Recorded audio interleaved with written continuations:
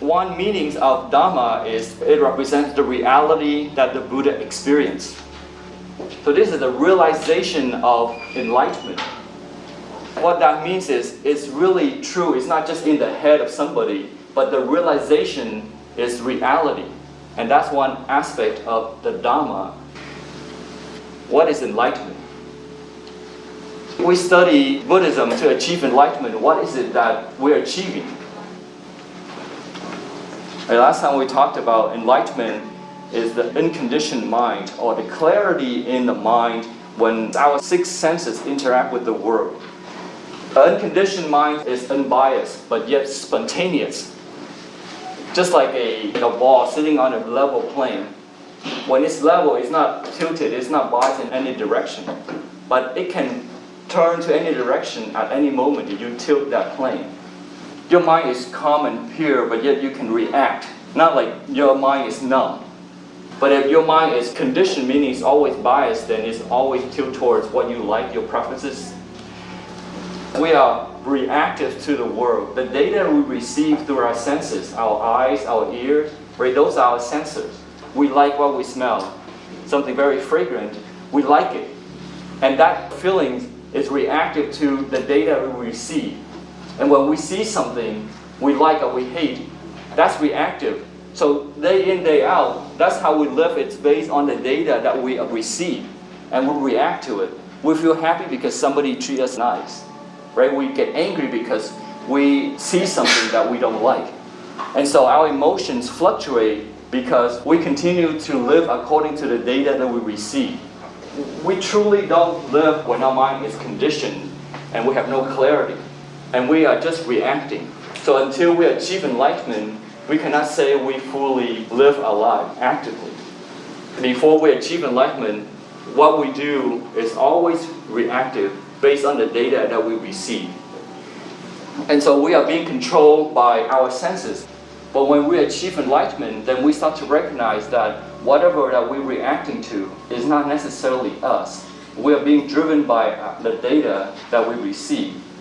And when we recognize that, we can reduce the impact from the data that we receive. We're no longer being controlled. Otherwise, we continue to be string like a puppet. Right? If the string pulls one side up, we raise the arm. The other side, we raise the other arm. Day in, day out, we continue to live like a puppet. When our feelings pull us up, we feel happy. When the feelings let us down, we feel depressed. And so that fluctuation is not necessarily us. I'm not saying to ignore what you feel, but not to be controlled by those feelings.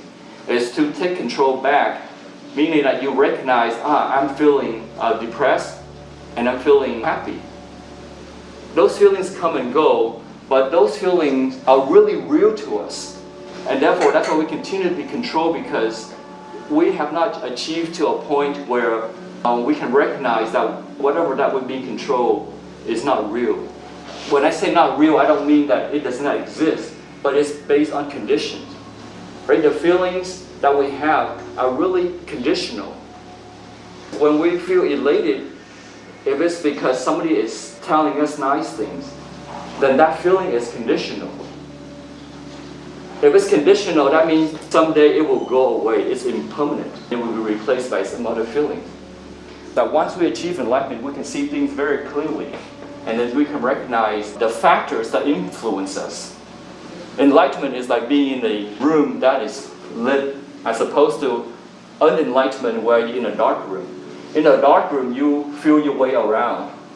Until we achieve enlightenment, we live in a dark room where we use our feelings to sense our way around in the world. In a dark room, to get to the exit, we have to feel our way, because there are obstacles. We could bump into the table, we can bump into the chairs, we can hit ourselves or go into a wrong room and not go to the exit. So day in, day out, we based on our feelings. When we feel happy, we treat other people nicely. When we're upset, we take our anger on other people. So that's feeling our way out. We're always trying to achieve happiness. Whether we are happy or angry, we are feeling our way out to find happiness. Because when we're angry, we try to achieve that happiness by taking our anger on somebody else. Someone who's very angry and they take their anger on somebody, they're trying to satisfy themselves by being angry. Right? They have to have the last word in that argument. And that is trying to obtain joy from anger. That's delusional. The aspect of enlightenment in terms of wisdom is the reality that the Buddha experienced. Another meaning for the Dhamma is the truth, the law, or the principle, or reality. So Dhamma with a capital D. And here, the truth or law in terms of the psychological and spiritual law. For example, in the Dhammapada, in verse 5, the Buddha said, hatred is indeed never appeased by hatred in this world. It is appeased only by loving kindness. This is an ancient law, or this is an internal law. And no matter where you go, this law will be true. But no matter what period in time, it will be true. The past, the present, the future, it will be true. And that's why it's called a law, because it's independent of time and place. So those who attempt to conquer hatred by hatred, it is never ending. And it's a timeless strategy that we should overcome hatred through non-hatred. And that is the internal law, and that is internal wisdom. So whether it's in the past, the present, or the future, this law continues to be true. And that's what it means to be a Dhamma, is the law, the principle, because it can never be proven wrong. The second meaning of the Dhamma is the truth principle. The next meaning of the Dhamma is expression of Buddha's experience. Now this is the compassion aspect of enlightenment for the benefits of others. Where the Buddha had already gained enlightenment, and he is now expressing his understanding of it for the benefits of others. It's out of his compassion that he goes into the world to expound the Dhamma. The expression here means the conceptual or verbal doctrine that the Buddha gives. It is not in theological terms, not in the sense of religion, of a doctrine, but it's more like an exposition, a presentation to make it clear. The Dhamma here is not some religious doctrine, but it means to express what the Buddha has realized. It is through the Buddha's compassion that he makes a presentation of whatever he has attained to the world. In the Dhammapada, there is a story about the Buddha's compassion, and when we read this, we should appreciate how compassionate the Buddha was. When he told Ananda, his personal attendant, he said that he was like an elephant in a battlefield withstanding the arrow shots from a bow, so that I shall endure abuse. Indeed, many people are without morality. So he was trying to help the world, but then the world would shoot back at him arrows, all the negativity. So in this case, the Buddha, he is very committed to saving, helping sentient beings. Because that's what achieving Buddhahood is, to help sentient beings. It's not for his own salvation, but he did it to help others. And if he's going to be helping somebody, then there's a chance that somebody might not appreciate, might not know that the value of his teaching, and that's why they abused him.